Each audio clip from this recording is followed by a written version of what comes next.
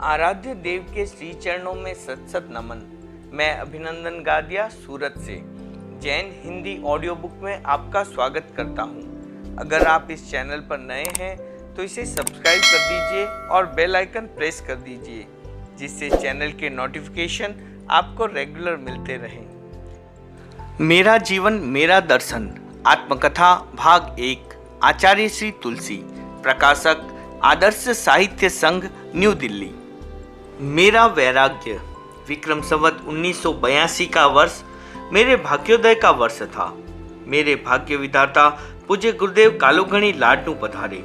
जिस दिन उन्होंने लाडनू की धरती पर चरण टिकाए, उन्हें आशा नहीं थी कि यहाँ कोई किशोर दीक्षा लेने के लिए तैयार होगा। मैंने भी उस समय तक ऐसा कोई सपना नहीं देखा था। गुरुदेव के चुंबकीय व्यक्तित्व ने मेरे भोले मन को खींचा। दीक्षा क्या होती है, वैराग्य क्या होता है, मुमुक्षा क्या होती है, दीक्षा लेकर क्या करना होता है, इन प्रश्नों का मेरे पास कोई उत्तर नहीं था। मेरे मन में गुरुदेव की मूर्ति समाई हुई थी। मेरी आंखों के सामने एक ही छवि थी। एक क्षण के लिए भी मैं उसे भूल नहीं पाता था। मेरी एक ही भावना थी कि मैं गुरुदेव के उपात में रहूं। इस भावना से प्रेरित होकर मैंने माँ से 2-4 बातें की। उनके कथन से ये समझ में आया कि गुरुदेव का शिष्य बनना कोई सरल काम नहीं है। विशिष्ट भाग्यशाली व्यक्ति ही उनका शिष्य होने की अर्हता पा सकता है। भ्राता मुनि के समक्ष मन की बात। मैं एक दोराहे पर खड़ा था। एक और गुरुदेव के चरणों में रहने की उत्कृष्ट अभिलाषा, दूसरी ओर उनके पास पहुंचने और रहने की प्रक्रिया का अज्ञान। मार्गदर्शन लूं तो किससे, कुछ पूछूं तो किससे। इस कसमकस के बीच मैं सहज भाव से गुरुदेव के प्रवास स्थल पर गया। संयोग की बात, मुनि चंपालाल जी अकेले मिल गए। वे मेरे बड़े भाई थे, पर मैं उनसे अधिक बात नहीं करता था। उन्होंने भी कभी मुझे कुछ नहीं कहा। उस दिन उन्होंने बहुत धीरे से मुझे पूछा, तुलसी तू दीक्षा लेगा क्या? मुझे इस प्रकार के प्रश्न का सामना करना पड़ेगा, ऐसा कभी सोचा ही नहीं था। पहले से कुछ सोचा हुआ होता तो बढ़िया सा उत्तर देता, किंतु एक भी क्षण चिंतन किए बिना मैंने सहज भाव से कहा, हाँ मेरा मन है। मेरे इस छोटे से वाक्य ने उनको उत्साहित कर दिया।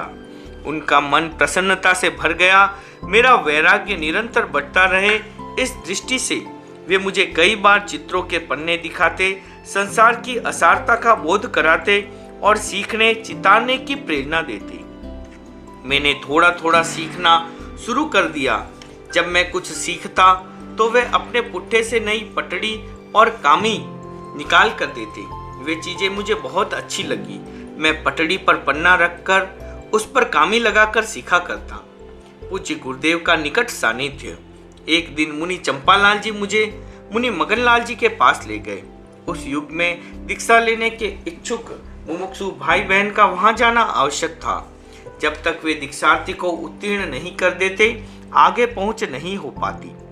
उनकी पार की नजरों में चढ़ने के बाद वे मुझे पूज्य गुरुदेव कालूगणी के पास लेकर गए। उनका कुछ क्षणों का निकट सानिध्य मुझे अभिभूत कर गया।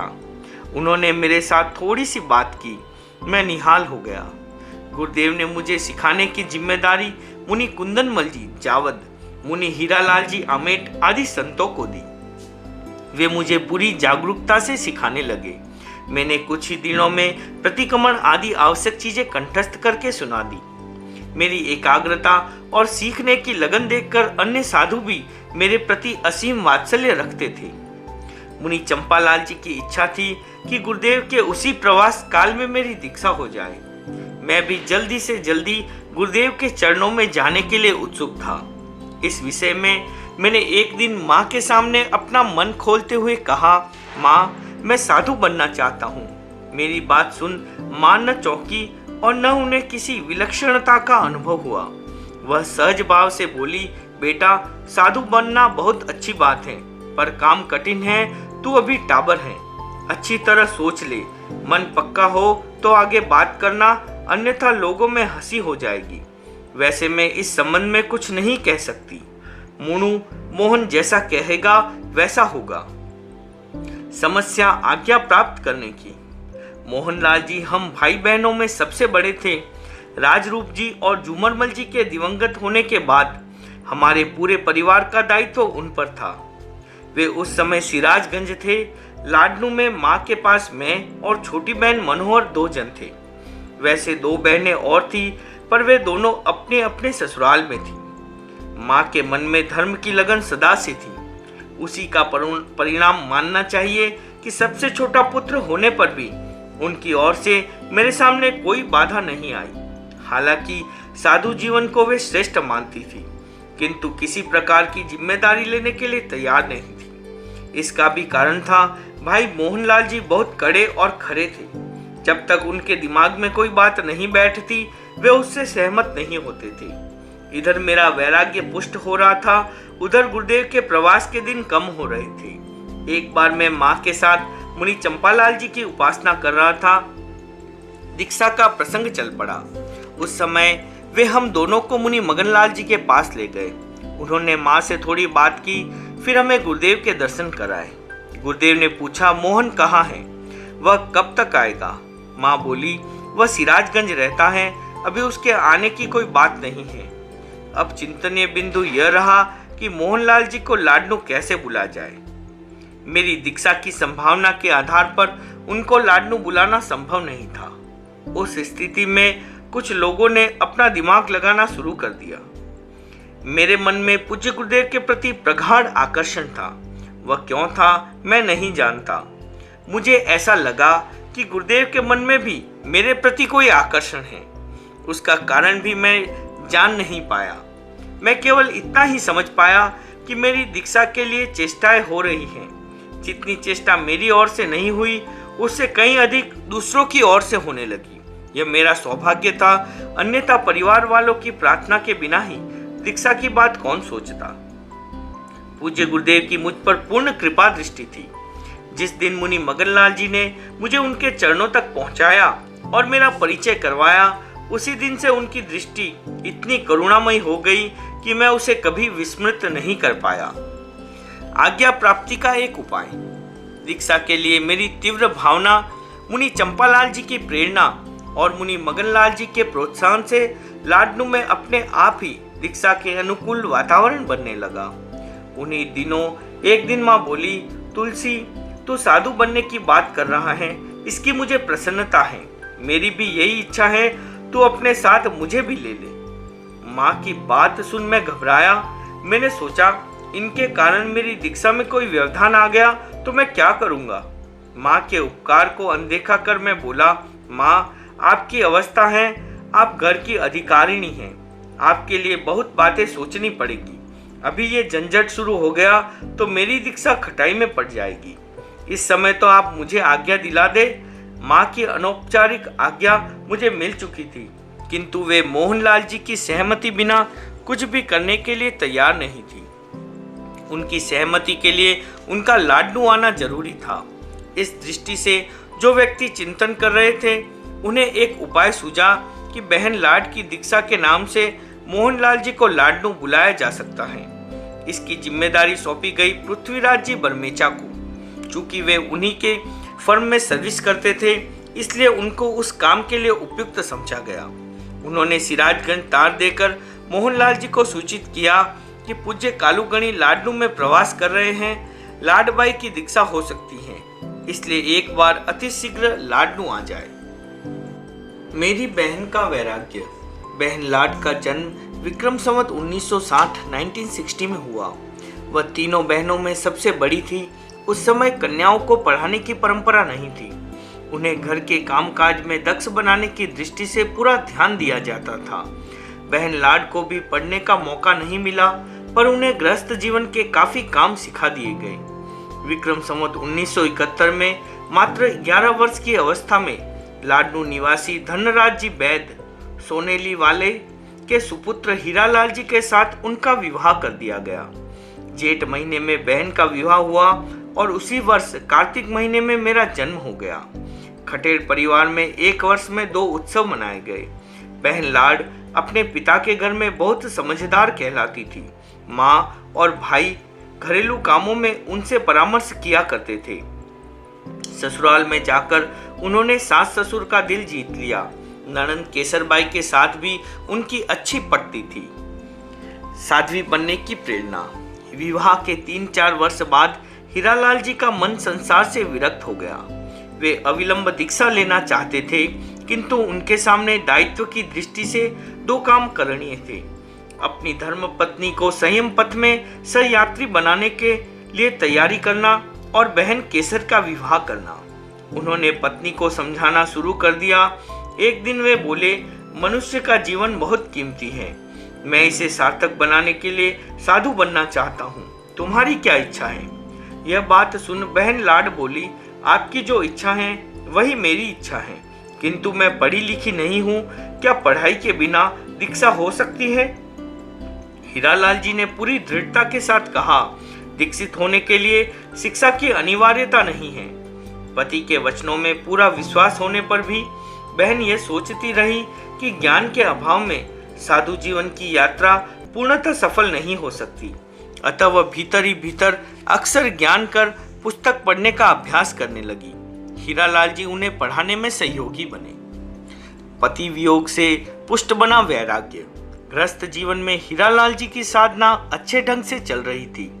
इसी बीच वे अस्वस्थ हो गए। उपचार कराया गया पर सफलता नहीं मिली। विवाह के 6 वर्ष बाद विक्रम संवत 1977 में उनका निधन हो गया।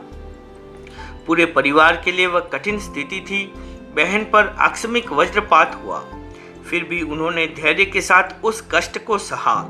खटेड़ परिवार में माँ तथा बड़े भाई मोहनलाल जी उस घटना से सर्वाधिक प्रभावित हुए। किसी के पास कोई उपाय नहीं था। उस स्थिति में साध्वियों ने बहन को आध्यात्मिक संबल दिया। उससे मन आश्वस्त हुआ। उपयुक्त सिंचन पाकर पति द्वारा बोया गया वैराग्य का बीज अंकुरित हो गया। उन्होंने कई प्रकार की प्रतिज्ञाएं स्वीकार कर अपनी कसौटी करनी शुरू कर दी। इस घटना के 4 महीने बाद पूज्य गुरुदेव कालूगणी बिदासर पधारे। माँ बहन को वहां दर्शन कराने ले गई। उनकी तीव्र भावना देखकर दीक्षा के लिए प्रार्थना की गई। गुरुदेव ने साधना को पुष्ट करने और धार्मिक अध्ययन करने की प्रेरणा दी। दीक्षा में उपस्थित बाधा। बिदासर से लाडनू आकर बहन ने पढ़ना शुरू किया। इस काम में मैं भी उनका सहयोग करता था। मुझे जब भी अवकाश मिलता बहन की ससुराल जाकर उन्हें पढ़ाता था। इधर पढ़ाई का क्रम प्रारंभ हुआ, उधर साध्वियों के पास तत्व ज्ञान सीखने का अभ्यास चला। पूज्य गुरुदेव ने उनको साधु प्रतिक्रमण सीखने का आदेश दे दिया, किंतु एक आंख में छाया सी होने के कारण दीक्षा का प्रसंग टल गया। विक्रम संवत 1981 में गुरुदेव का चातुर्मास शुरू था। वहां भाई चंपक की दीक्षा घोषित हुई। बहन के लिए पुनः प्रार्थना की गई, किंतु आंख का दोष आड़े आ गया। भाई चंपक की दीक्षा हो गई। बहन निराश होकर घर में ही साधना करने लगी। उन्होंने कभी सोचा भी नहीं था कि उस निराशा में कहीं से आशा की किरण दिखाई दे सकती है। इस बात का मोहनलाल जी के मन में पूरा विचार था। बहन के जीवन में एक और पति वियोग जनित दुख, दूसरी ओर दीक्षा में अवरोध। वे चाहकर भी कुछ नहीं कर पाए। ऐसी स्थिति में बहन की दीक्षा का आश्वासन उन्हें लाडनू बुलाने का सबसे सरल उपाय था। मेरी दीक्षा के प्रयत्न। मोहनलाल जी सिराजगंज में थे। उन्हें अचानक लाडनू का तार मिला। तार देने वाले पृथ्वीराज जी बरमेचा थे। एक बार वे किसी अनिष्ट की आशंका से सिहर उठे। क्या हुआ? घर में सब कुशल तो हैं? माँ ठीक है? फिर तार क्यों आया? इत्यादि प्रश्नों ने उनको चिंताकुल कर दिया। जब तार पढ़ा गया तो उसमें बहन लाड की दीक्षा की संभावना का संवाद सुना तो मोहनलाल जी को अतिरिक्त प्रसन्नता हुई। लाडनू में दीक्षा होने से उन्हें काफी सुविधा हो सकती थी। यह सोचकर वे उत्साहित हुए। उन्होंने अपना काम समेटा और उसी दिन लाडनू के लिए प्रस्थान कर दिया। मन में विविध प्रकार की कल्पनाएं और आशाएं संजोते हुए वे ट्रेन से सुजानगढ़ की स्टेशन पर उतरे। उस समय तक उनके सामने एकमात्र बहन की दीक्षा का काल्पनिक चित्र था। स्टेशन पर कुछ परिचित लोग मिल गए। उन्होंने कहा, तुलसी की दीक्षा के बारे में भी बात चल रही है। इस जानकारी से वे प्रसन्न नहीं हुए। उनका मन खिन्न हो गया। एक बार उन्होंने सोचा कि पुनः सिराजगंज लौटना ठीक रहेगा, अन्यथा दबाव पड़ेगा। फिर सोचा इतनी दूर आ गया, अब कालूगणी के दर्शन किए बिना जाना ठीक नहीं होगा। यहाँ आकर माँ से मिले बिना लौट जाऊंगा तो उन्हें कितना दुख होगा। मेरे लाडनू न जाने से बहन की दीक्षा में पुनः व्यवधान उपस्थित हो गया तो। इस प्रकार की उधेड़ बूंद ने उनको सुजानगढ़ से लाडनू आने के लिए विवश कर दिया। मैं कुछ नहीं जानती। लाडनू पहुंचकर मोहनलाल जी सीधे घर जाकर माँ से मिले। वे अपनी माँ के बड़े विनीत थे। जब भी परदेश से घर आते सबसे पहले माँ को प्रणाम कर विनय पूर्वक बात करते थे। उस दिन भी उन्होंने माँ के चरण छुए, पर वे कुछ अनमने थे। उनकी आकृति देख माँ घबरा गई। वह कुछ कहे उससे पहले ही वे थोड़े उग्र होकर बोले, माँ जी ये क्या ढंग है? क्या घर के सब लोगों को मोड़ा साधु बनाना है? भाई चंपालाल जी साधु बन गए, बहन लाड की तैयारी है, अब तुलसी को भी तैयार कर रही हैं। क्या आपने घर में बैठकर यही काम किया है? मोहनलाल जी ऐसे व्यक्ति थे जिनका व्यक्तित्व प्रभावशाली था। उनकी आकृति पर सौम्यता के साथ तेज भी था। उनका पहनावा भी आकर्षक था। पूरे पड़ोस में उनकी अच्छी प्रतिष्ठा थी। घर में उनका पूरा दबदबा था। माँ उनकी बात सुन सहम गई। वह धीरे से बोली, भाई मोनू, मैं कुछ नहीं जानती। मैंने किसी से कुछ नहीं कहा। तुलसी को मैंने तैयार नहीं किया। अब तुम आ ही गए हो, तुम्हें ठीक लगे वैसा करना। तुम्हारी इच्छा हो तो आज्ञा देना, तुम न चाहो तो मना कर देना। इस घर में तुम्हें पूछे बिना कोई कुछ भी नहीं कर सकता। दूसरे लोग कुछ भी कहे, तुम्हारी आज्ञा के बिना कोई काम नहीं होगा। एक माँ का अपने पुत्र के प्रति इतना समर्पण, मोहनलाल जी क्या बोलते। वैसे भी वे माँ के प्रति बहुत विनम्र थे। बात वहीं समाप्त हो गई। पहला प्रयत्न। मोहनलाल जी को लाडनू पहुंचे 2 दिन हो गए। उनसे दीक्षा की बात कौन करे। माँ ने सब कुछ उन पर छोड़ दिया। उनसे आमने सामने बात करने में मुझे भी संकोच और भय का अनुभव हो रहा था।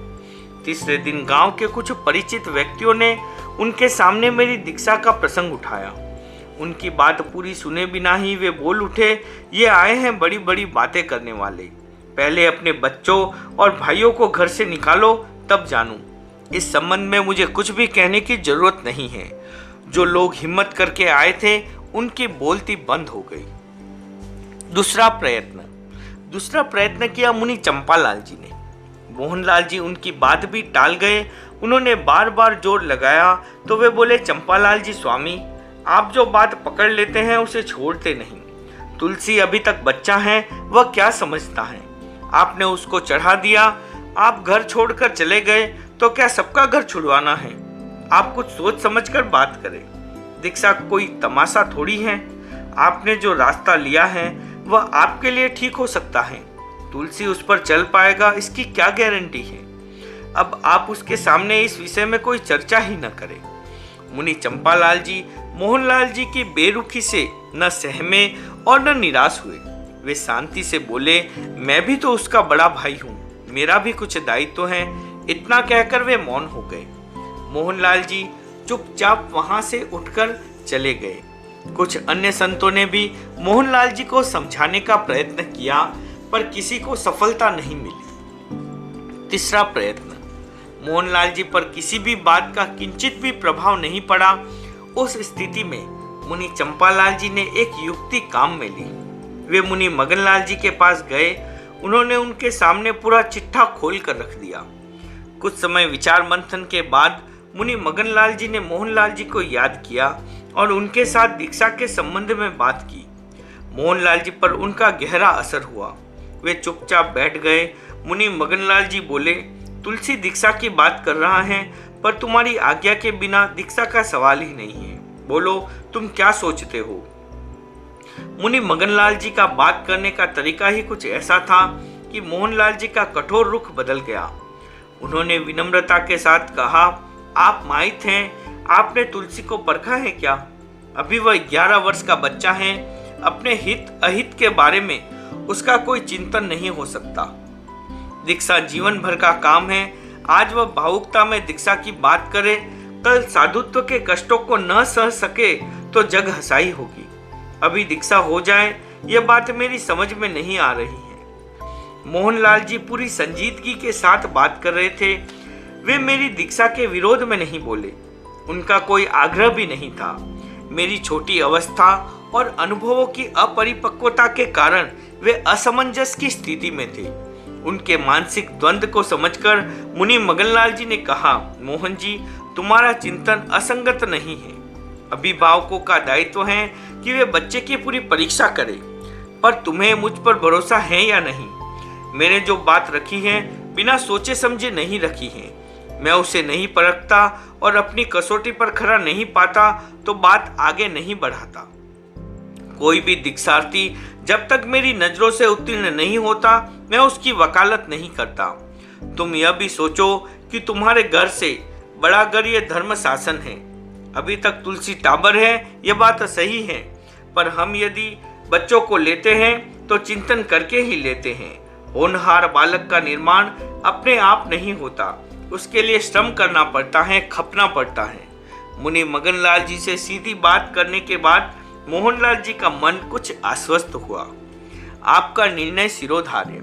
मुनि मगनलाल जी ने मोहनलाल जी को पूज्य कालूगणी के दर्शन कराए। वे गुरुदेव को देव पुरुष मानते थे। मुनि मगनलाल जी ने उनका परिचय देते हुए कहा, अन्नदाताधिराज, ये मुनि चंपालाल के संसार पक्ष के बड़े भाई हैं, धार्मिक वृत्ति के व्यक्ति हैं। पूरे परिवार का दायित्व इन्हीं पर है। तुलसी की दीक्षा के बारे में मैंने इनसे बात की है। गुरुदेव उनकी ओर देखकर बोले, व्यक्ति तो समझदार लगते हैं, दीक्षा के बारे में इनका क्या चिंतन है? मुनि मगनलाल जी मोहनलाल जी के मुखातिब होकर बोले, तुलसी की भावना दीक्षा लेने की है, तुम इस विषय में क्या सोचते हो? मोहनलाल जी ने निवेदन किया, तुलसी हमारे घर की कीमती चीज है, उसे आप तोल ले। हम तो आपके टाबर हैं, हम आपकी दृष्टि से बाहर नहीं जा सकते। आप अनुभवी हैं, आपको विश्वास हो वैसा करें। ये शब्द कहते कहते मोहनलाल जी की आंखें नम हो गई। उस समय गुरुदेव का वरद हाथ उनकी पीठ पर टिका। वे रोमांचित हो गए।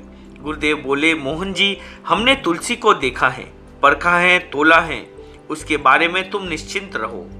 तुम्हें कोई आपत्ति हो तो हमें बताओ। गुरुदेव के शब्दों में जादू का सा काम किया। मोहनलाल जी उनके चरणों में प्रणत हो गए।